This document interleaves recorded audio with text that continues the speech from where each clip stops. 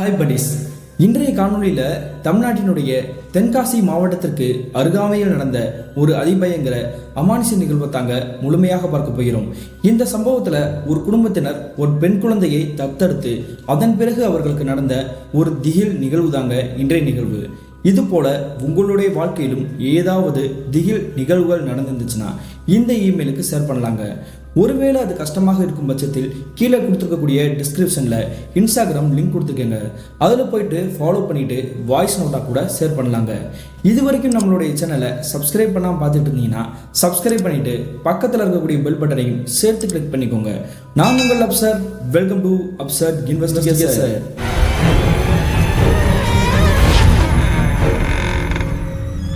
நான் ஏற்கனவே சொன்ன மாதிரி தமிழ்நாட்டினுடைய தென்காசி மாவட்டத்திற்கு அருகாமையில் கிட்டத்தட்ட 2013 காலகட்டத்தில் நடந்த ஒரு திகில் நிகழ்வு தாங்க இன்றைய நிகழ்வு.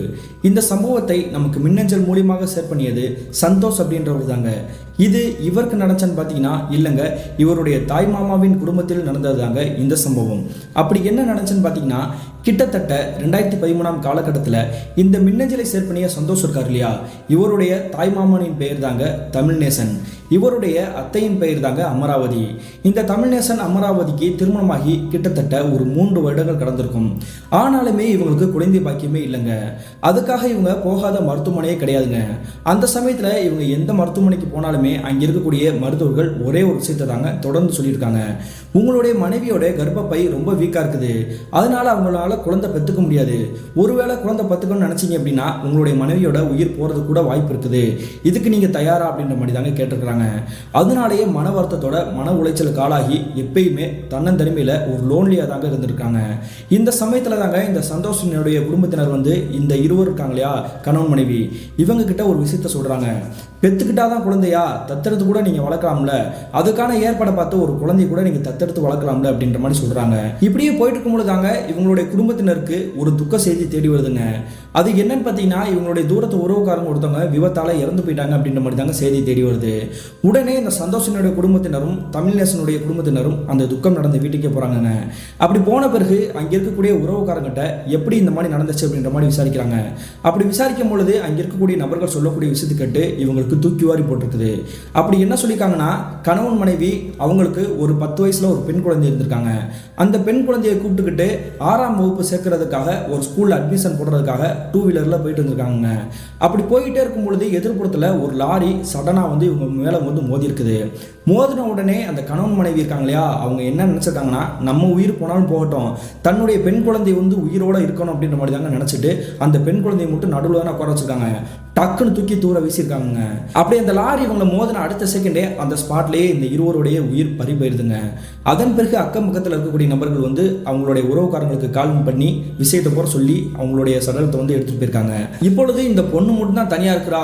அவ அந்த ஆக்சிடென்ட்டை நேருக்கு நேராக கண்களுக்கு முன்னாடி பார்த்ததுனால பித்து பிடிச்ச மாதிரி ஏதோ ஒரு மைண்ட் அப்செட்ல தான் இருக்கிறா அப்படின்ற மாதிரி தாங்க சொல்றாங்க. உடனே இந்த தமிழ்நேசனுடைய குடும்பத்தினரும் இந்த சந்தோஷுடைய குடும்பத்தினரும் அந்த பெண் குழந்தையை போய் பார்க்க போறாங்க. அந்த 10 வயதுல இருக்கக்கூடிய அந்த பெண் குழந்தையோட பேர் தாங்க புனிதா. அந்த புனிதான்ற பெண் குழந்தை எப்பயும் போல இல்லாம தன்னந்தன்மையில இவங்களுடைய அப்பா அம்மா தான் இறந்து போயிட்டாங்க அப்படின்ற விஷயத்து கூட தெரியாம ஒரு மூலையில உட்கார்ந்தபடி அமைதியா இருந்திருக்காங்க. தன்னுடைய அப்பா அம்மா விபத்தானதை கண்கள் முன்னாடி பார்த்தாங்க இல்லையா, அந்த அதிர்ச்சியில தான் இந்த மாதிரி பித்து பிடிச்ச மாதிரி இருக்காங்க. போக போக சரியாயிரும் அப்படின்ற மாதிரி நினைச்சிட்டு இருந்திருக்காங்க. அதே மாதிரி அங்க இருக்கக்கூடிய உறவுக்காரங்க மூலியமாகவே அந்த இறுதி சடங்குகளை நடத்தி சுடுகாட்டில் போய் எரிச்சிட்டு வந்திருக்காங்க. இந்த சம்பவம் நடந்ததுக்கு பிறகு இந்த சந்தோஷுடைய குடும்பமும் சரி, தமிழ்நேசனுடைய குடும்பமும் சரி, இந்த கிராமத்தை விட்டு நம்மளுடைய கிராமத்துக்கு கிளம்பலாம் அப்படின்ற மாதிரி நினைச்சிட்டு இருந்திருக்காங்க. அந்த சமயத்தில் அங்க இருக்கக்கூடிய உறவுக்காரங்க ஒரு சில விஷயத்தை அரசியல் புரசலா பேசிட்டு இருந்திருக்காங்க. அது என்னன்னு பார்த்தீங்கன்னா, விபத்தால இந்த இருவரும் இறந்து போயிட்டாங்க, இந்த பெண் குழந்தையை யார் பார்த்துக்கிறது அப்படின்ற மாதிரி தாங்க ஒரு வாக்குவாதமே ஓடிட்டு இருந்திருக்குது. இதை வேடிக்கை பார்த்துட்டு இருந்த தமிழ்நேசன் அவங்களுடைய மனைவி கிட்ட ஒரு விஷயத்த சொல்றாரு. நமக்கும் குழந்தை பாக்கியமே இல்ல, நம்ம யாராவது ஒரு குழந்தையை தத்தெடுத்து வளர்க்கணும்னு நினைக்கிறோம். இப்பொழுது இந்த குடும்பத்தினர் வந்து இறந்து போயிட்டாங்க, அந்த பெண் குழந்தை மட்டும் தான் தன்னந்தன்மையில தவிச்சிட்டு இருக்குது, அதை விட நம்ம தத்தெடுத்து வளர்ப்போமாவா அப்படின்ற மாதிரி தாங்க கேட்கிறாரு. அவங்களுடைய மனைவி ரொம்ப சந்தோஷப்பட்டுக்கிட்டு சரிங்க நம்ம அப்படியே செய்யலாம் அப்படின்ற மாதிரி தாங்க முடிவெடுக்கிறாங்க. அதே மாதிரி இந்த சந்தோஷுடைய குடும்பத்தினர்கிட்ட இந்த விஷயத்த சொல்லிட்டு அங்கே இருக்கக்கூடிய உறவுக்காரங்கிட்ட சொல்லிட்டு அந்த பொண்ணை நாங்களே பார்த்துக்குறோம், அடோப்ட் பண்ணிக்கிறோம் அப்படின்ற மாதிரி தாங்க சொல்கிறாங்க. நீங்கள் நினச்சது வந்து நல்ல விஷயம்தான், இந்த பெண் குழந்தையை நாங்கள் ஏதாவது ஒரு ஹோம் அனுப்புன்னு தான் நினச்சோம், ஆனால் உறவுக்காரங்க நீங்களே பார்த்துக்கிட்டிங்கன்னா நல்லபடியாக பார்த்துக்குவீங்க, தயவு செஞ்சு அந்த பொண்ணை நீங்களே வந்து அடாப்ட் பண்ணி கூட்டிகிட்டு போயிருங்க அப்படின்ற மாதிரி சொல்கிறாங்க. அதே மாதிரியே அங்கே இருக்கக்கூடிய அந்த புனிதான்ற பெண்மணியை எங்களுடைய கிராமத்துக்கு வரியா அப்படின்ற மாதிரி கேட்குறாங்க. கேட்ட உடனே அந்த பெண்மணியே தலையசிச்சிருக்குதுங்க. அதன் பிறகு அந்த பெண் குழந்தையை கூப்பிட்டுக்கிட்டு எங்களுடைய கிராமத்துக்கு வந்திருக்காங்க.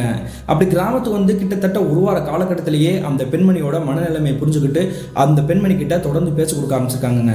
இனிமே நாங்கள் தான் உன்னுடைய அப்பா அம்மா, எங்களை விட்டு நீ எங்கேயும் போகக்கூடாது, உனக்கு என்னென்னலாம் பிடிக்குமோ என்னென்னலாம் வேணுமோ அதை எல்லாமே எங்ககிட்ட கேளு அப்படின்ற மாதிரி சொல்கிறாங்க. அப்படி கேட்ட உடனே அந்த பெண் குழந்தை புனிதா வந்து என்ன சொல்கிறாங்கன்னா, எனக்கு படிக்கணும்னு ஆசையாக இருக்குது, என்னை வந்து ஸ்கூலில் ஜாயின் பண்ணி விட்றீங்களா அப்படின்ற மாதிரி கேட்குறாங்க. கேட்ட உடனே எங்களுடைய கிராமத்தில் இருக்கக்கூடிய ஒரு பள்ளிக்கூடத்தில் 6ஆம் வகுப்பில் ஜாயின் பண்ணி விடுறாங்க. இந்த சம்பவம் நடந்து கிட்டத்தட்ட சில மாதங்கள் கடந்திருக்கும். அந்த புனிதான்ற பெண் குழந்தை இவங்களுடைய அப்பா அம்மாவை வந்து முழுமையாகவே ஏற்றுக்கிட்டாங்க, அப்படிதாங்க சொல்லணும். நல்ல பாசமாக அரவணைப்பாக எப்பயும் பொழுது சந்தோஷமாகவே இருந்திருக்காங்க. இப்படியே போயிட்டு இருக்கும் பொழுதாங்க இவங்களுடைய குடும்பத்தினருக்கு அம்மானிச காற்று வீச காத்திருந்துச்சு. என்ன நடந்திருக்குன்னு பார்த்தீங்கன்னா, ஒரு நாள் தோராயமாக ஒரு சந்தைக்கு போகணும் அப்படின்றதுக்காக ஒரு ஆட்டோவை பிடிச்சி இந்த புனிதான்ற பெண் குழந்தையும் இவங்களுடைய அம்மா இருக்காங்க இல்லையா அமராவதி, இந்த இருவரும் இந்த ஆட்டோவில் வந்து போயிட்டு இருந்திருக்காங்க. அப்படி போயிட்டு இருக்கும் பொழுதே ஒரு டிராஃபிக்கில் வந்து வண்டி ஒரு சாலை ஒரு பகுதியில் நின்றுகிட்டு இருந்திருக்குது. அப்படி நின்றுகிட்டே இருக்கும் பொழுதே இந்த பெண் குழந்தை புனிதா வந்து விகாரமான முறையில் ஒரு மாதிரி வித்தியாசமாக சிரிச்சிருக்காங்க. இதை நோட் பண்ணிட்டு இருக்கக்கூடிய ஆட்டோ டிரைவர் முன்னாடியே இருக்கக்கூடிய கண்ணாடியில் பார்த்துருப்பார் இல்லையா, என்ன பாப்பா எதை பார்த்து சிரிச்சிட்டு இருக்க அப்படின்ற மாதிரி கேட்குறாங்க. அப்படி கேட்ட பிறகு தாங்க இந்த அமராவதின்ற பெண்மணியுமே இவங்களுடைய குழந்தையை பார்த்துருக்காங்க. என்ன பாப்பா எதுக்கு இப்படி சிரிச்சிருக்கு அப்படின்னு கேட்கும் பொழுது அந்த பெண் குழந்தை சொல்லக்கூடிய விஷயத்தை கேட்டு இவங்களுக்கு தூக்கி வாரி போட்டிருக்குது. அப்படி என்ன சொல்லியிருக்காங்கன்னா, இன்னும் ஒரு 5 நிமிஷத்தில் இந்த இடத்துல ஒரு பயங்கரமான ஆக்சிடென்ட் ஆக போகுது, அதில் ஒரு 40 வயசில் இருக்கக்கூடிய ஒரு நபர் வந்து இறந்து போக போகிறாரு அப்படின்ற மாதிரி தாங்க சொல்லுது. இதை கேட்டுட்டாங்க இந்த இருவருக்கும் இறக்குலையும் நடுங்கி போயிடுச்சு. என்னம்மா சொல்லிட்டு இருக்கிற, தேவையில்லாம உளறிட்டு இருக்க, கனவு எது கண்டியா அப்படின்ற மாதிரி கேட்குறாங்க. நான் சொல்கிறது கனவுலாம் கிடையாது, இங்கே ஒரு ஆக்சிடென்ட் நடக்க போகுது, அதில் ஒருத்தர் இறக்க போகிறாரு அப்படின்ற மாதிரி தாங்க அதிர்ச்சிகரமான ஒரு விஷயத்தை அந்த புனிதான்ற பெண்மணி சொல்லுது. இதை கேட்டுட்டு இந்த இருவருக்கும் ஒன்றுமே புரியல. ஒருவேளை ஏதோ சும்மா உளறிட்டு இருக்காளோ, கனவு எதுவும் கண்டிருப்பாளோ அப்படின்ற மாதிரி தான் நினச்சிட்டு இருக்காங்க. ஆனால் கண்ணிமிக்கக்கூடிய நேரத்திலேயே சட்டார்னு ஒரு வெடி வெடிக்கிற மாதிரி தாங்க சத்தம் கேட்குது. அது என்னன்னு பார்த்தீங்கன்னா, ஆல்ரெடி டிராஃபிக்லான அந்த வண்டி நின்றுட்டு இருக்குது. அப்படி நிற்கக்கூடிய வண்டிகளுக்கு இடையில ஒரு 2 வீலர் 40 வயசில் இருக்கக்கூடிய ஒரு நபர் வந்து முந்தி அடிச்சுட்டு போக ட்ரை பண்ணிக்காருங்க. அப்படி போகக்கூடிய அந்த நபர் வந்து திடீர்னு அந்த வண்டியுமே வந்து கியர் கிளச்ச மாத்திரத்துக்கு முன்னாடி நிப்பாட்டி இருக்கிறாரு. நிப்பாட்டின உடனே மறுபடியும் ஸ்டார்ட் அடிச்சு பார்த்துருக்காருங்க, வண்டி வந்து ஸ்டார்ட் ஆகலை. இதை பின்னோக்கி வந்துட்டு இருக்கக்கூடிய ஒரு காரர் வந்து இதை கவனிக்கல. உடனே அந்த முன்னாடி இருக்கக்கூடிய வண்டி மேலேயே மோத அந்த நபர் வந்து அந்த கார் கடையிலே வந்து வண்டியோட கீழே கவுந்திருக்கிறாருங்க. கவுந்த உடனே அந்த காரருமே பிரேக் பிடிக்காம அங்கே உழுது கிடக்கக்கூடிய நபர் மேலேயே சல்லுன்னு ஏற்றிருக்கிறாருங்க. ஏற்றின உடனே அங்கே இருக்கக்கூடிய நபர்கள் பூரா காரரை சத்தம் போட்டுருக்காங்க. உடனே அங்கே இருக்கக்கூடிய நபர்கள் பூரா கூட்டமாக கூடி போய் அங்கே இருக்கக்கூடிய நபர் கீழே விழுந்திருக்கார் இல்லையா, அவர் போய் பார்க்கும்பொழுது அவருடைய நெஞ்சுக்குள்ளேயே காரோடைய டயர் ஏறி நிற்கிதுங்க. அடுத்த செகண்டே அந்த நபருடைய உயிர் அதே இடத்துல பிரிஞ்சு போயிருக்குது. இதை வேடிக்கை பார்த்துட்டு இருந்த இந்த ஆட்டோ டிரைவருக்கும் சரி, இந்த பெண்மணிக்கும் சரி தூக்கி வாரி போட்டிருக்குது. தன்னுடைய குழந்தை சொன்ன விஷயம் அப்படியே நடந்துருச்சு அப்படின்ற மாதிரி தாங்க மிரண்டுபடி பார்த்துட்டு இருந்திருக்காங்க. அதன் பிறகு அங்கே இருக்கக்கூடிய காவல்துறையினர் அங்கே இருக்கக்கூடிய சடலத்தை ஆம்புலன்ஸ் ஏற்றிக்கிட்டு அவங்க வந்து இறுதி ப்ரொசீஜர்லாம் முடிக்கணும் இல்லையா, அதுக்காக கொண்டு போயிட்டாங்க. அதே மாதிரியே டிராஃபிக்குமே கிளியர் ஆயிடுச்சுங்க. இவங்க வந்து ஆட்டோலேயே கிளம்பி அந்த சந்தைக்கு போயிருக்காங்க. அப்படி சந்தைக்கிட்டே நெருங்கி போன பிறகு ஆட்டோவை நிப்பாட்டிட்டு அந்த புனிதான்ற பெண் குழந்தையை வெளியே இறக்கிருக்காங்க. இறக்குன உடனே இந்த ஆட்டோ டிரைவர் கொஞ்சம் வாங்கம்மா உங்ககிட்ட தனியாக ஒரு விஷயம் பேசணும் அப்படின்ற மாதிரி இந்த அமராவதின்ற பெண்மணியை கூப்பிடுறாரு. என்னாச்சுன்னா, அதான் பணம் கொடுத்துட்டே அப்படின்னு கேட்கும் பொழுது, நான் அதுக்கு கூப்பிடலாமா, உங்களுடைய பெண் குழந்தையை பற்றி எனக்கு கொஞ்சம் பயமாக இருக்குது, ஏதோ தப்பாக நடக்க போகிற மாதிரியே தெரியுதுமா, கொஞ்சம் கவனமாக இருங்க அப்படின்ற மாதிரி சொல்கிறாங்க. இதை கேட்டுட்டே இந்த பெண்மணி அமராவதி பயங்கரமாக சிரிச்சிருக்காங்க. ஒருத்தர் இறக்க போகிறார் அப்படின்ற விஷயத்தை வந்து என்னுடைய குழந்தை சொல்கிறா அப்படின்னா அவள் எவ்வளவு தெய்வீகமான ஒரு குழந்தை அப்படின்றது எனக்கு தெரியுது, இது எதுக்கு நான் பயப்படணும் அப்படின்ற மாதிரி தான் சொல்கிறாங்க. அதை இல்லைம்மா, உன்னுடைய பெண் குழந்தை வந்து இறக்க போகிறாங்க அப்படின்ற விஷயத்த ஒரு பயம் கலந்ததோட சொல்லியிருந்தாங்க அப்படின்னா நானுமே நம்பியிருப்பேன். ஆனால் அதை வந்து விகாரமாக ஒரு மாதிரியாக சிரிச்சுட்டு தானே உங்கள் பெண் குழந்தை வந்து சொல்லிச்சு. யாரோ ஒருத்தங்க இறக்க போகிறாங்க அப்படின்ற விஷயத்த ஒருத்தர் வந்து சிரிச்சுக்கிட்டே சொல்லுவாங்களா, அதனால தான் எனக்கு டவுட்டாக இருக்குது. நீங்கள் ஏதாவது ஒரு நல்ல கோயில் குளத்துக்கு கூட்டிகிட்டு போங்க அப்படின்ற மாதிரி தாங்க அந்த ஆட்டோ டிரைவர் சொல்லிட்டு அந்த இடத்த விட்டு கிளம்பி போகிறாரு. ஆனாலுமே இந்த பெண்மணி இந்த விஷயத்தை பெருசாகவே எடுத்துக்கல. இதனால என்ன இருக்க போது, ஏதோ ஒன்று அவளுக்கு தோணி இருக்குது, அதனால தான் இப்படி சொல்லியிருக்கா அப்படின்ற மாதிரி நினச்சிக்கிட்டு அந்த சந்தையில் வாங்கக்கூடிய காய்கறிகள் எல்லாம் வாங்கிக்கிட்டு இந்த பெண் குழந்தையை மறுபடியும் ஒரு பஸ்ஸில் ஏறி இவங்களுடைய கிராமத்துக்கே கூட்டிகிட்டு வந்திருக்காங்க. ஆனால் இதுக்கு பிறகு தான் பிரச்சனை ஆரம்பிக்க போகுது அப்படின்றது இந்த அமராவதின்ற பெண்மணிக்கு தெரியாதுங்க. என்ன நடந்திருக்குன்னு பார்த்தீங்கன்னா, கிட்டத்தட்ட இந்த சம்பவம் நடந்து ஒரு 3 மாத காலகட்டங்கள் கடந்திருக்கும். அன்றைய காலை பொழுது ஒரு ஞாயிற்றுக்கிழமை தோராயமாக ஒரு 10 மணி இருந்திருக்குங்க. அந்த சமயத்தில் இந்த அமராவதின்ற பெண்மணியோட கணவர் தமிழ்நேசன் அன்றைய கிளம்பி கறி வாங்கணும் அப்படின்றதுக்காக கறி வாங்கிட்டு வந்திருக்கிறாரு. அப்படி கறி வாங்கி கொடுத்ததுக்கு பிறகு அக்கம் பக்கத்தில் இருக்கக்கூடிய நபர்கள் ஒரு சிலர் வந்து பேசுவாங்க இல்லையா, அந்த மாதிரி தாங்க ஒரு 50 வயதில் இருக்கக்கூடிய ஒரு பெண்மணி இவங்களுடைய வீட்டுக்குள்ள நுழையிறாங்க. அப்படி வீட்டுக்குள்ள நுழைஞ்ச உடனே இந்த பெண்மணி கிட்ட நீங்க வந்து கருவேப்பிலை கொத்தமல்லி எக்ஸ்ட்ரா வாங்கியிருந்தீங்கன்னா கொஞ்சம் கொடுங்க அப்படின்ற மாதிரி கேட்குறாங்க. அப்படி கேட்ட உடனே இந்த அமராவதின்ற பெண்மணி அந்த வாங்கி வச்சிருக்கக்கூடிய கருவேப்பிலை கொத்தமல்லியை வந்து அவங்க கையில் கொஞ்சம் கொடுக்குறாங்க. கொடுத்த உடனே அந்த பெண்மணி வாங்கிட்டு கிளம்பி போயிட்டாங்க. அதே சமயத்தில் இந்த தமிழ்நேசன் இப்போதான் கடைக்கு போயிட்டு வந்தேன், நான் குளிச்சுட்டு வரேன் அப்படின்ற மாதிரி தாங்க பாத்ரூம்குள்ளே நுழைஞ்சிருக்கிறாரு. அந்த நேரத்தில் இந்த அமராவதின்ற பெண்மணியும் இந்த புனிதான்ற பெண்மணியும் தாங்க உட்காந்துருக்காங்க. அப்படி உட்காந்துட்டே இருக்கும் பொழுது இந்த பெண்மணி இருக்காங்க இல்லையா புனிதா, அவங்க வந்து மறுபடியும் விகாரமாக சிரிச்சிருக்காங்க. என்னாச்சு பாப்பா, ஏன் இப்படி தன்னந்தனிமையாக சிரிச்சிட்டு இருக்கிற, எதுவும் காமெடி நினச்சி பார்த்தியா அப்படின்ற மாதிரி கேட்குறாங்க. அதுக்கு நான் சிரிக்கலை, இப்போ நம்ம வீட்டை தாண்டி ஒரு பொம்பளை போச்சு இல்லையா, அந்த பொம்பளை இன்னும் கொஞ்ச நேரத்தில் சாக போகுது அப்படின்ற மாதிரி தாங்க சொல்லிக்கிறாங்க. இதை கேட்ட அடுத்த நிமிஷமே இவங்களுக்கு கொலையே நடுங்கி போயிடுச்சு. ஏற்கனவே விபத்தாக போகுது அப்படின்னு சொல்லி சொன்னால் கொஞ்ச நேரத்தில் விபத்தாகி ஒருத்தர் வந்து இறந்து போயிட்டாரு, இப்பொழுது பக்கத்து வீட்டுக்கார ஒரு பெண்மணி வந்து சாக போகிறாங்கன்னு சொல்கிறாளே, இது என்னவா இருக்கும் அப்படின்ற மாதிரி தாங்க யோசிச்சுட்டே இருக்காங்க. ஆனால் கிட்டத்தட்ட இவங்க சொல்லக்கூடிய அந்த விஷயம் கடந்து ஒரு 2-3 மணி நேரம் கடந்திருக்கும். ஆனாலுமே எந்த ஒரு துக்க சம்பவமும் நடந்த மாதிரி தெரியல. அதனால இந்த பெண்மணி அமராவதி என்ன நினச்சிட்டாங்கன்னா, அவள் தெரியாமல் உழைப்பா போல அப்படின்ற மாதிரி தான் நினச்சிருக்காங்க. ஆனால் அன்றைய இரவு அதை உறுதிப்படுத்துகிற வகையில் ஒரு பயங்கரமான சம்பவம் நடந்திருக்குங்க. என்ன நடந்திருக்குன்னா, அன்றைய ஞாயிற்றுக்கிழமை இரவு தோராயமாக ஒரு 8 மணி இருந்திருக்கும். அந்த சமயத்தில் இவங்களுடைய வீட்டில் உட்காந்துட்டு டிவி பார்த்துட்டு இருக்கும் பொழுது யாரோ ஒரு பெண்மணி, யாரோ ஒரு நபர், ஆண்மகன் ஐயோ அப்படின்ற மாதிரி தாங்க கத்துற மாதிரி சத்தம் கேட்டுருக்குது. சத்தம் கேட்ட உடனே இந்த குடும்பத்தினர் டக்குன்னு வீட்டை விட்டு வெளியே போய் பார்க்குறாங்க. பார்க்கும் பொழுது அக்கம் பக்கத்தில் இருக்கக்கூடிய நபர்கள் வந்து ஒரு வீட்டை சுற்றி தாங்க நின்றுட்டு இருக்காங்க. என்னாச்சு அப்படின்னு கேட்கும் பொழுது அந்த வீட்டுக்கு வந்திருந்தாங்களே காலையில் ஒரு பெண்மணி கருவேப்பிலை வாங்கறதுக்காக, அந்த பெண்மணி தாங்க சாக்கடிச்சு இறந்து போய் கிடந்திருக்கிறாங்க. இதை பார்த்த உடனே இந்த அமராவதின்ற பெண்மணிக்கு உடம்பெல்லாம் வேர்த்து விடவடக்க நடுங்க ஆரம்பிச்சிருச்சுங்க. தன்னுடைய மகள் சொன்ன மாதிரியே 2வது மரணம் நடந்துருச்சு, அவள் என்னவா சொல்லியிருப்பா, அவளுக்கு எப்படி இதெல்லாம் தோணிருக்கும் அப்படின்ற மாதிரி தாங்க நினச்சபடி அப்படி நடுங்கிக்கிட்டே உங்களுடைய வீட்டுக்கே திரும்ப வந்துடுறாங்க. அதன் பிறகு உங்களுடைய பாப்பாவை கூப்பிட்டு உனக்கு எப்படிமா தெரியும் அப்படின்ற மாதிரி கேட்குறாங்க. கேட்கறதுக்கு அந்த பெண்மணி புனிதா பதிலே சொல்லாமல் அப்படி மறுபடியும் சிரிச்சபடி தாங்க அவங்களுடைய ரூம்குள்ளே போயிருக்காங்க. இப்படி தன்னுடைய பெண் குழந்தை சொல்லக்கூடிய விஷயத்த தன்னுடைய கணவர்கிட்ட சொல்லலாம் அப்படின்ற மாதிரி தாங்க நினைச்சிருக்காங்க. இருந்தாலுமே இந்த விஷயத்த சொன்னோம் அப்படின்னா தன்னுடைய பெண் குழந்தையை தன் கிட்ட இருந்து பிரிச்சிருவாரு, தன்னுடைய கணவருக்கு தெரிஞ்சிடக்கூடாது அப்படின்ற மாதிரி தாங்க மூடி மறைச்சிருக்காங்க. ஆனா கிட்டத்தட்ட ஒரு 3 நாட்களுக்கு பிறகு மறுபடியும் உசுரே போற அளவுக்கு ஒரு பயங்கரமான திகில் நிகழ்வு நடந்திருக்குங்க. என்ன நடந்திருக்குன்னா, இந்த துக்க நிகழ்வு நடந்து ஒரு 3 நாள் கடந்திருக்கும். அன்றைய நள்ளிரவு தோராயமாக ஒரு 1 மணி இருந்திருக்குங்க. அந்த சமயத்தில் திடீர்னு உங்களுடைய வீட்டில் வந்து கரண்ட் போயிருக்குது. இந்த குடும்பத்தினரை பொறுத்த வரைக்கும் இந்த அமராவதின்ற பெண்மணியும் தமிழ்நேசன் அப்படின்ற அந்த நபரும் ஒரு ரூம்ல தாங்க தூங்குவாங்க. இன்னொரு பக்கத்திலே ஒரு ரூம் அட்டாச் ரூம் இருந்திருக்குங்க. அந்த ரூம்ல தான் இவங்களுடைய மகளான அந்த புனிதான்ற பெண்மணியை படுக்க வச்சிருப்பாங்க. கரண்ட் போன உடனே இந்த கணவன் மனைவி இருவருமே டக்குன்னு எந்திரிச்சிருக்காங்க. எந்திரிச்ச உடனே பாப்பா பயந்துட போறாமா, அதனால ஒரு கேண்டில் எடுத்துட்டு பற்ற வச்சு மெழுகுதிரிய அவங்களுடைய ரூம்ல போய் வை அப்படின்ற மாதிரி சொல்றாருங்க இந்த தமிழ்நேசன். தன்னுடைய கணவர் சொன்னதுக்கு பிறகு ஹாலில் வந்து மெழுகுதிரி பற்ற வச்சு எரிய வச்சிட்டாங்க. அதே மாதிரி தன்னுடைய மகளுடைய ரூமில் வந்து இருட்டா இருக்கும் இல்லையா, அங்கேயும் போய் பற்ற வைப்போம் அப்படின்ற மாதிரி அந்த ரூம்குள்ள நுழையிறாங்க. நுழைஞ்ச அடுத்த நிமிஷமே இவங்களுக்கு தூக்கி வாரி போட்டிருக்குது. என்ன காரணம்னா, இந்த புனிதான்ற பெண்மணி அந்த ரூமில் இருக்கக்கூடிய ஒரு கண்ணாடி முன்னாடி தாங்க நின்றுகிட்டு இருந்திருக்காங்க. கண்ணாடி முன்னாடி எதுக்கு இப்படி நின்றுகிட்டு இருக்கா அப்படின்னு நினச்சிட்டு இருக்கும் பொழுதே இவங்க வந்து பக்கத்தில் நெருங்கி போயிட்டாங்க. அந்த சமயத்தில் அந்த பெண்மணி செய்யக்கூடிய விஷயத்தை பார்த்து மிரண்டு போயிட்டாங்க. அப்படி அந்த புனிதான்ற பெண்மணி அந்த கண்ணாடிக்கு முன்னாடி நின்றுட்டு என்ன பண்ணுறாங்கன்னு பார்த்தீங்கன்னா, ஒரு பிளாஸ்டிக் கவர் மாதிரி இருந்திருக்குது. அந்த கவரை ஃபுல் பண்ணுற மாதிரி தாங்க அந்த கண்ணாடியை சுற்றி மூடி இருக்கிறாங்க.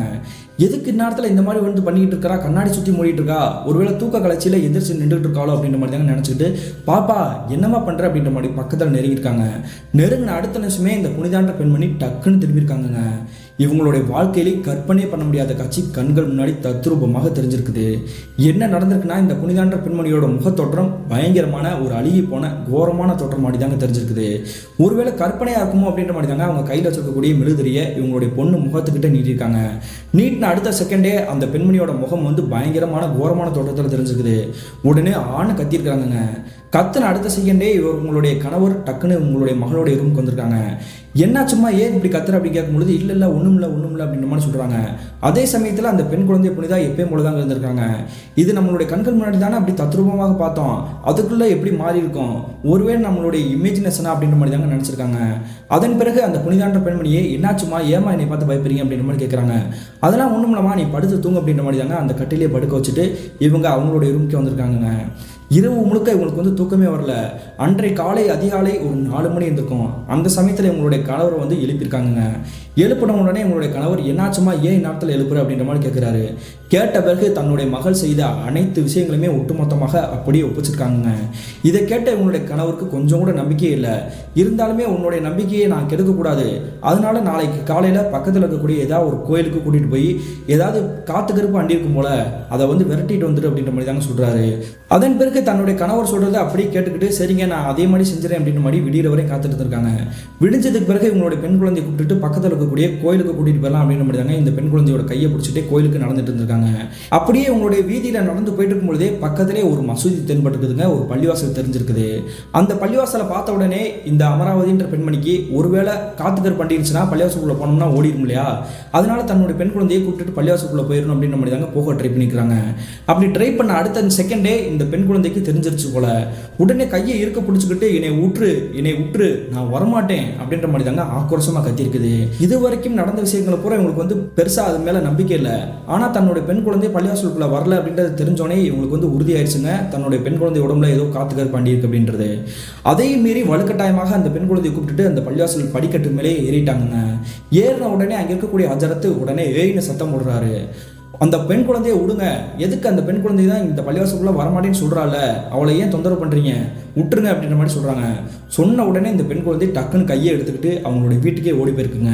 உடனே இந்த வாயை பார்த்து ஏன்பா இப்படி பண்ணீங்க, என்னுடைய மகளுக்கு ஏதோ காத்துக்கிற பண்ணி இருக்க மாதிரி தெரியுது, அதனால தான் அவளை பள்ளிவாசலுக்குள்ள கூட்டிட்டு வரலாம் நினைச்சேன், அதை போய் நீங்க தடுத்துட்டீங்களே அப்படின்ற மாதிரி சொல்றாங்க. உடனே அந்த ஹஜரத் என்ன சொல்றாருன்னா, உங்களுடைய பெண் குழந்தையோட உடம்புல எந்த காத்துக்கருப்பும் கிடையாது, ஆனா ஒரு துஷ்ட ஜின்னு குடி இருக்குது, அந்த ஜின்னை அசால்ட்டா நீங்க நினைக்கிற மாதிரிலாம் அழிக்க முடியாது, நீங்க இதுக்காக தான் இங்க வந்திருக்கீங்க அப்படின்னு தெரிஞ்சுன்னா அந்த ஜின்னே உங்களை போட்டு தெளிரும் அப்படின்ற மாதிரி தாங்க சொல்றாரு. என்னப்பா சொல்றீங்க, இந்த பிரச்சனை நாங்க தப்பிக்கிறது எப்படி, அந்த ஜின்னி எப்ப என்னுடைய மகளை ஆக்கிரமிப்பு பண்ணுச்சுன்னு தெரியலையே அப்படின்ற மாதிரி சொல்றாங்க.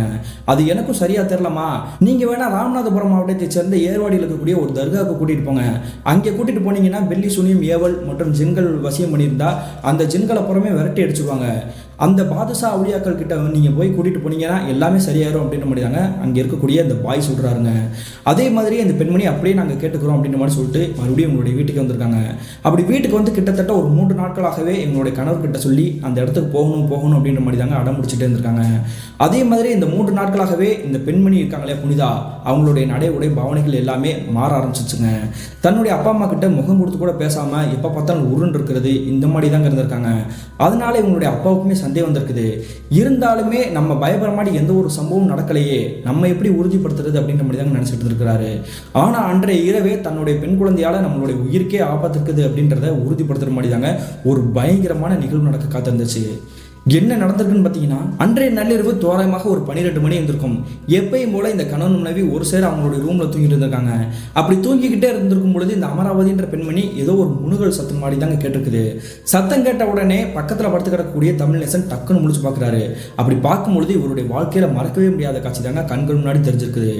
என்ன நடந்திருக்குன்னா, இவங்களுடைய மகள் புனிதா இருக்காங்க இல்லையா, அந்த புனிதான்ற பெண்மணி தாங்க இவங்களுடைய அம்மாவான அமராவதி மேலே நெஞ்சு மேலே ஏறி உட்காந்துக்கிட்டு கழுத்தை பிடிச்சி நெரிச்சிட்டு இருந்திருக்காங்க. ஏன் பாப்பா அப்படி பண்ணிட்டு இருக்க, விட்டுருப்பா அப்படின்ற மாதிரி இவங்களுடைய அப்பா கெஞ்சாரு. அப்படி கெஞ்சும் பொழுது இந்த பெண்மணி பேசக்கூடிய பாஷைகள் எதுவுமே இவங்களுடைய கணவருக்கு ஒண்ணுமே புரியலைங்க. அதாவது அரபியில் பேசுற மாதிரி தாங்க தெரிஞ்சிருக்குது, எந்த ஒரு வாக்கியமும் உங்களுக்கு சரியா மட்டுப்படல. உடனே ரூம்ல இருக்கக்கூடிய லைட்டை போட்டுட்டு பக்கத்துல உங்களுடைய பூஜை ரூம்ல இருந்து விபூதி எடுத்து அந்த பெண் குழந்தை மேலேயே தூக்கி வீசியிருக்காங்க. வீசின உடனே அந்த புனிதான்ற பெண்மணி டக்குன்னு அங்க இருக்கக்கூடிய செவத்துல போய் முட்டி விழுந்திருக்காங்க. முழுந்த உடனே அந்த பெண் குழந்தை பக்கத்துல நெருங்கி போய் இந்த தமிழ்நேசனும் இவங்களுடைய மனைவியும் போய் பார்க்கறாங்க. பார்க்கும் பொழுது அதே கருகருன்னு இருக்கக்கூடிய அந்த கரிய உருவம் அந்த பெண்மணியோட உடம்புல இருந்து எந்திரிச்சு போற மாதிரி தெரியுதுங்க. நான் சொன்னேன்ல, நீங்கள் நம்பவே இல்லை, இப்பொழுது உங்களுடைய கண்கள் முன்னாடி பார்த்துட்டீங்கல்ல, தன்னுடைய பொண்ணோட உடம்புல ஏதோ ஒரு சின்ன குடி இருக்குது அப்படின்ற மாதிரி தாங்க இவங்களுக்கே புரிய வந்திருக்குது. அதனால மறுநாள் காலையிலே நம்ம வந்து அந்த ராமநாதபுரம் மாவட்டத்தில் இருக்கக்கூடிய அந்த தர்காவுக்கு போயிடணும் அப்படின்ற மாதிரி முடிவெடுத்திருக்காங்க. அதே மாதிரி மறுநாள் காலையில் இவங்களுடைய நண்பர் மூலியமாக கார் அரேஞ்ச் பண்ணியிருக்காங்க. அப்படி காரை அரேஞ்ச் பண்ணிட்டு அந்த காருக்காக இவங்க வந்து வெயிட் பண்ணிகிட்டே இருந்திருக்காங்க. அந்த சமயத்தில் இவங்களுக்கு வந்து ஒரு ஃபோன் கால் வந்திருக்குது.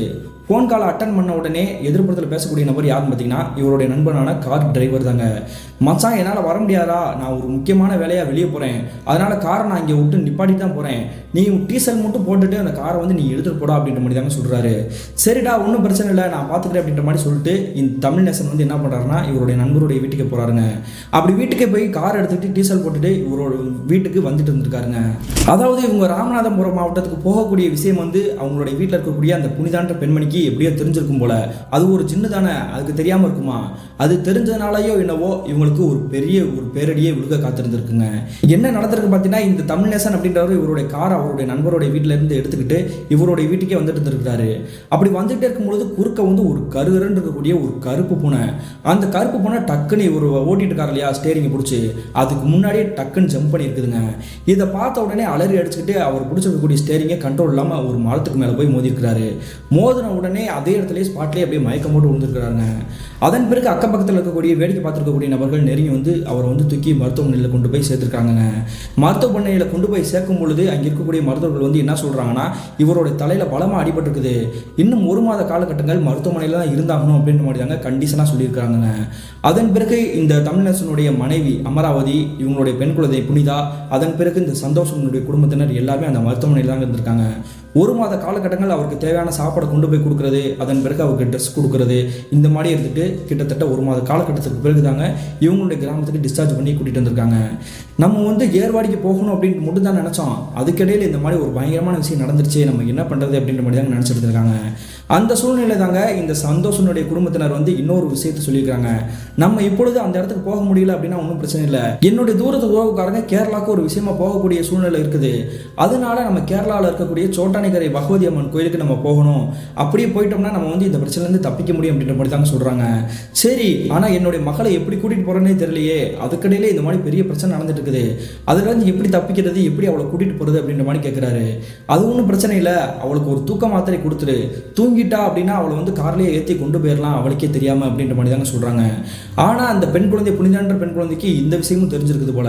இவங்க எந்த ஒரு மாத்திரை கொடுத்தாலுமே அந்த மாத்திரையை வந்து போட மாட்டேன் அப்படின்ற மாதிரி தாங்க அடம் பிடிச்சிட்டே இருந்திருக்குது. ஒரு கட்டத்துக்கு பிறகு தன்னுடைய பெண் குழந்தையை அந்த ராமநாதபுரம் மாவட்டத்துக்கும் கூட்டிகிட்டு போக முடியல, சோட்டானிக்கரை பகவதி அம்மன் கோயிலுக்கும் கூட்டிகிட்டு போக முடியல, நம்ம என்ன பண்ணுறது அப்படின்ற மாதிரி தாங்க பித்து பிடிச்சபடி தெரிஞ்சிருக்காங்க. அந்த சூழ்நிலையில் தாங்க இந்த அமராவதின்ற பெண்மணி ஏற்கனவே முதல் முறையாக ஒரு பள்ளிவாசலுக்குள்ளே கூட்டிகிட்டு போகிறதுக்கு முன்னாடி அந்த பாய் சொன்னார் இல்லையா, அந்த பாயவே மறுபடியும் போய் பார்க்குறாங்க. அப்படி அந்த அஜரத்தை பார்த்துட்டு நடந்த விஷயத்தை பூரா சொன்னதுக்கு பிறகு அந்த அஜரத்தை வந்து என்ன சொல்கிறாருன்னா, நான் நாளைக்கே உங்களுடைய வீட்டுக்கு வரேன், வீட்டுக்கு வந்துட்டு ஒரு சின்ன விஷயத்தை செய்கிறேன், கிட்டத்தட்ட ஒரு 2 நாட்கள் இது வந்து தாக்கு பிடிக்கும், அதுக்கப்புறம் நீங்கள் எங்கே கூட்டிகிட்டு போகணும்னு விருப்பப்படுறீங்களோ அங்கே கூட்டிகிட்டு போயிருங்க, கால தாமதம் நீங்கள் ஏற்படுத்துனீங்க அப்படின்னா உங்களுடைய குடும்பத்தில் ஏதாவது ஒரு உயிர் போகிறதுக்கு வாய்ப்பு இருக்குது அப்படின்ற மாதிரி தாங்க அந்த ஹஜரத் சொல்லியிருக்கிறாரு. அதே மாதிரி அந்த ஹஜரத்தை வந்து இந்த அமராவதின்ற பெண்மணி உங்களுடைய வீட்டுக்கே கூட்டிகிட்டு வந்திருக்காங்க. அப்படி வீட்டுக்கு கூட்டிகிட்டு வந்த பிறகு குர்ஆனை ஓத ஆரம்பிச்சிருக்கிறாருங்க. தொடர்ந்து ஓதி ஒரு சில மந்திரங்கள்லாம் வாசித்து அதே மாதிரி ஒரு புனித நீர் எடுத்து அந்த புனிதான்ற பெண் குழந்தை இல்லையா, அந்த பெண் குழந்தையோட தலையிலேயே அடிச்சிருக்காருங்க. அடித்து அடுத்த செகண்டே அந்த பெண்மணி ஆக்ரோஷமாக பேயாடுற மாதிரி தாங்க ஆட ஆரம்பிச்சிருக்காங்க. கொஞ்ச நேரத்தில் டக்குன்னு மயக்கம் போட்டு விழுந்திருக்காங்க. மயக்கம் போட்டு விழுந்த பிறகு இவருடைய கையில் இருக்கக்கூடிய ஒரு தாயத்தை அந்த பெண்மணியோட கழுத்திலே தொங்க விட்டுருக்காருங்க. இந்த தாயத்தை ஒரு 2 நாட்களில் தான் இவங்களுடைய உடம்புல வந்து தாக்கு பிடிக்கும், அதுக்கடையிலே நீங்கள் எங்கே கூட்டிகிட்டு போகணும்னு நினைக்கிறீங்களோ அங்கே கூட்டிகிட்டு போயிருங்க, இல்லை அப்படின்னா மறுபடியும் ஏதாவது பிரச்சனை வர வாய்ப்பு இருக்குது அப்படின்ற மாதிரி தாங்க கண்டிஷனாக சொல்லிட்டு போயிருக்கிறாருங்க. அதே சமயத்தில் இவங்களுடைய குடும்பத்தினர் வந்து ஏற்கனவே ராமநாதபுரம் மாவட்டத்தில் இருக்கக்கூடிய ஒரு தர்காவுக்கு கூட்டிகிட்டு போகணும்னு நினச்சாங்க இல்லையா, அந்த தர்காக்கே போகலாம் அப்படின்ற மாதிரி தாங்க முடிவெடுத்து அந்த பெண்மணியை ஒரு காரில் ஏற்றி இந்த 2 குடும்பத்தினருமே போகிறாங்க. அப்படி போன பிறகு அங்கே இருக்கக்கூடிய தர்காலே உட்கார வச்சதுக்கு பிறகு அங்கே இருக்கக்கூடிய அஜரத்து பாயெல்லாம் இருப்பாங்க இல்லையா, அவங்க கிட்ட நடந்த விஷயத்த சொல்கிறாங்க. உங்களுக்கு இருக்கிற பிரச்சனையை எங்ககிட்ட சொல்லி அதை வந்து தீர்வு ஏற்படுத்திக்கணும் அப்படின்ற ஒரு முக்கியமான தேவையே கிடையாது, நீங்கள் வந்து இங்கே இருக்கக்கூடிய ஒரு சில வழிபாடுகளை வந்து நீங்கள் செஞ்சாலே இந்த பிரச்சனைலேருந்து மீண்டு வர முடியும், ஆனால் அங்கே இருக்கக்கூடிய நபர்கள் வந்து என்ன சொல்கிறாங்களோ அதை நீங்கள் அப்படியே கடைபிடிச்சாகணும் அப்படின்ற மாதிரி தாங்க சொல்கிறாங்க. அதாவது என்ன சொல்கிறாங்கன்னா, இந்த தர்காவை பொறுத்த வரைக்கும் தலையணை சீட்டு அப்படின்ற மாதிரி தாங்க ஒரு இடம் இருந்திருக்குது. இவங்களுடைய தேவைகள் என்ன அப்படின்றத ஒரு வெள்ளை பேப்பரில் வந்து எழுதி அதை வந்து நைட்டு படுத்து தூங்கும் பொழுது தலைக்கு கீழேயே போட்டுட்டு அதை வந்து தூங்கணுங்க. அந்த தர்காக்குள்ளே தான் தூங்கணும். அப்படி தூங்கி எந்திரிக்கும் பொழுது இரவு நேரத்தில் ஏதாவது ஒரு கனவு வருங்க. அப்படி அந்த வரக்கூடிய அந்த கனவுல வந்து யாரோ ஒரு நபர் மூலியமாக அதுக்கு உண்டான விளக்கத்தையுமே தெரிவிக்குங்க. அதே மாதிரி இந்த அமராவதின்ற பெண்மணி இந்த விஷயத்தை நான் செய்கிறேன் அப்படின்ற மாதிரி தாங்க முடிவெடுத்து தலையணை சீட்டில் வந்து எழுகி இவங்களுடைய தலைக்கு கீழே வச்சுட்டு அன்றைய இரவு தூங்குறாங்க. அப்படி தூங்கிக்கிட்டே இருக்கும் பொழுது கிட்டத்தட்ட ஒரு 2 மணி நேரம் கடந்திருக்கும். அந்த சமயத்தில் இவங்களுடைய கனவுல ஒரு வயதான நபர் வெள்ளை கலர் ஜிப்பா போட்டுட்டு தலையில ஒரு பச்சை கலர் தொப்பியோட ஒரு கட்சி பேர் வச்சிருந்துருக்காங்க. அந்த நபர் இவங்களுடைய கனவுல தோன்றிருக்கிறாரு. அப்படி தோன்றின உடனே இந்த பெண்மணி இவங்களுக்கு நடந்த விஷயத்துக்கு போற கனவுலேயே வாயில முன்கள் படி சொல்லிட்டு இருந்திருக்காங்க. அப்படி சொல்ல அங்க இருக்கக்கூடிய அந்த பாய் வந்து என்ன சொல்றாருன்னா, கிட்டத்தட்ட ஒரு 6 மாத காலகட்டங்கள் நீங்க இங்கே தான் இருந்தாகணும். இங்கேயே ஒரு குடிசையில வந்து நீங்க தங்கிக்கிட்டு உங்களுடைய பொண்ணோட உடம்புல இருக்கக்கூடிய அந்த ஜின்னை வந்து நிரந்தரமாக விரட்டிட்டு தான் நீங்க வந்து கிளம்பி போக முடியும் அப்படின்ற மாதிரி தாங்க சொல்றாரு. அதன் பிறகு இவங்க வந்து தூக்கத்துல இருந்து டக்குன்னு முடிச்சிருக்காங்க. உடனே அக்கம் பக்கத்தில் படுத்து கிடக்கக்கூடிய நபர்கள் வந்து என்னாச்சுமா அப்படின்னு கேட்கும் பொழுது இவங்க நடந்த விஷயத்தை அப்படியே சொல்றாங்க. கனவு நான் கூட வராதுன்னு நினைச்சேன், எனக்கு அந்த நம்பிக்கையே கிடையாது. ஆனா என்னுடைய கனவுல ஒரு பாய் வந்திருந்தாரு. அவர் சொல்லக்கூடிய விஷயத்தை கேட்டு நானே பூரிச்சு போயிட்டேன். அதே மாதிரி நம்ம செஞ்சாகணுங்க அப்படின்ற மாதிரி தாங்க சொல்றாங்க. அதன் பிறகு இவங்களுடைய குடும்பத்தினர் இந்த 2 குடும்பத்தினரும் சேர்ந்து 6 மாத காலகட்டங்கள் அங்கே இருக்கக்கூடிய ஒரு குடிசையவே வாடகைக்கு பிடிச்சி அங்கேயே தங்க காத்துட்டு இருந்திருக்காங்க. கிட்டத்தட்ட 6 மாத காலகட்டங்களாக தங்கி இந்த பெண் குழந்தை வந்து எப்பெல்லாம் நார்மலாக இருக்கிறாங்களோ திடீர்னு ஜின்னு மாதிரி தாங்க ஒரு ஆக்ரோஷமாக வந்து மாற ஆரம்பிச்சிருக்காங்க. ஆனால் 6 மாத காலகட்டத்திற்கு பிறகு அந்த பெண்மணியோட உடம்புல இருக்கக்கூடிய அந்த ஜின்னு வந்து விரட்டி அடிக்கப்பட்டிருக்குதுங்க.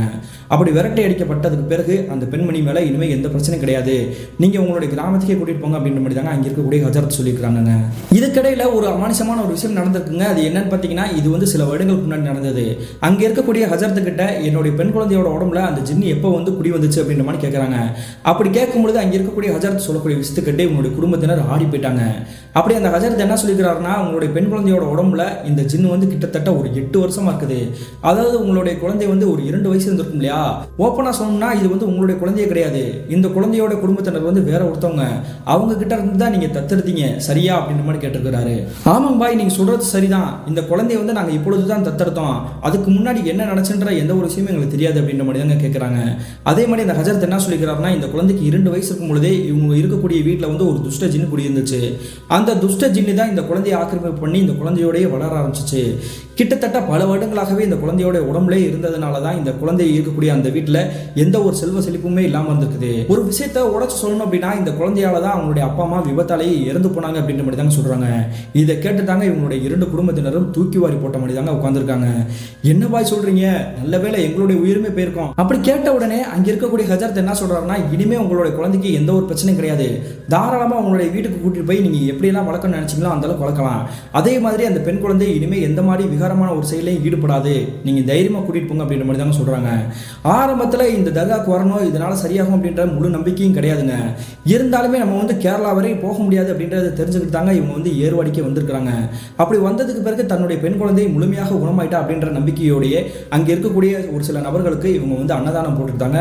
அங்க இருக்கக்கூடிய தர்கா விட்டு இவங்களுடைய கிராமத்துக்கே திரும்ப வந்திருக்காங்க. அதன் பிறகு இந்த பெண் குழந்தையால இவங்களுக்கும் இவங்களுடைய குடும்பத்தினருக்கும் எந்த ஒரு பிரச்சனையும் பாதிப்பும் இல்லாம நிம்மதியாக தாங்க இருந்திருக்காங்க. இவங்களுக்கு நடந்திருக்கக்கூடிய இந்த அமானுஷமான நிகழ்வு அங்க இருக்கக்கூடிய ஒரு சில வீட்டுக்காரங்களுக்கு நன்றாகவே தெரியுங்க. ஆனா அதன் பிறகு இவங்களுடைய குடும்பத்தினருக்கு எந்த ஒரு பிரச்சனையும் இல்லாம நிம்மதியாக தாங்க இருந்திருக்காங்க. கிட்டத்தட்ட 2013 காலகட்டத்தில் என்னுடைய தாய் மாமாவுடைய குடும்பத்தினருக்கு நடந்தது பிரதர். இந்த சம்பவத்தை அப்படியே உங்களுக்கு ஷேர் பண்ணிக்கிறேன். இந்த சம்பவம் நடந்தப்ப நாங்கள் பக்கத்தில் தான் குடியிருந்தோம். எங்களுடைய வீட்டுக்கும் என்னுடைய தாய் மாமாவுடைய வீட்டுக்கும் ஒரு 4 வீடு தான் டிஸ்டன்ஸ் இருந்துக்குது. நாங்கள் 2 குடும்பத்தினருமே சொந்த வீட்டில் தான் இருக்கிறோம். இப்போ வரைக்கும் எங்களுக்கு எந்த பிரச்சனையும் இல்லை, எல்லாருமே நல்லா தான் இருக்கும் அப்படின்ற மாதிரி தாங்க சொல்லி முடிச்சுக்கிறாரு. இந்த சம்பவத்தை ஷேர் பண்ணிய சந்தோஷ்க்கு ஒரு நன்றி சொல்லிக்கிறாங்க. மீண்டும் இது போன்ற தரமான த்ரில்லிங்கான சுவாரஸ்யமான நிகழ்வுடன் உங்களை சந்திக்கும் வரை நான் உங்கள் அப்சர்.